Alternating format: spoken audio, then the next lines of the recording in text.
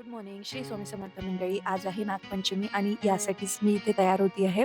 तर पूजाची तयारी ऑलरेडी झालीच आहे आणि आज मी नागांची पूजा करणार आहे. ती कशी करायची तर आपण ते पुढे बघूयाच. तर आज अशी मान्यता असते की आपण मोस्टली तवा वगैरे यूज करत नाही आणि शाप वस्तू पण यूज करत नाही, कारण तवा हे नागाच्या फणाचं प्रतीक मानलं जातं. तर इथे मी तुपाने नाग काढून घेणार आहे. आमच्याकडे अशाच पद्धतीने काढून घेतात. त्यानंतर मी पूजा वगैरे करून घेतली आणि आज प्रसादासाठी असतो शिरा, खोबरं आणि दूध. मी अगोदर घरच्या देवांची पूजा करून घेतली, त्यानंतर या नागदेवतांची पूजा केली आणि प्रसादासाठी शिरा तर अगोदरच बनवला होता, त्यामुळे प्रसाद काढून घेतला, देवाला अर्पण केला. त्यानंतर आमच्या घरामध्ये लाह्या फेकून घेतल्या, कारण गावाकडे असं करतात घरात, आणि शेत वगैरे असेल तर तिथे सुद्धा या लाह्या फेकून घेतात. आज तवा तर यूज करायचा नव्हता, त्यामुळे मी आज फर्स्ट टाइम कढईमध्ये चपाती करणार होती आणि या मिशनमध्ये आय थिंक मी सक्सेसफुल झाली आहेत.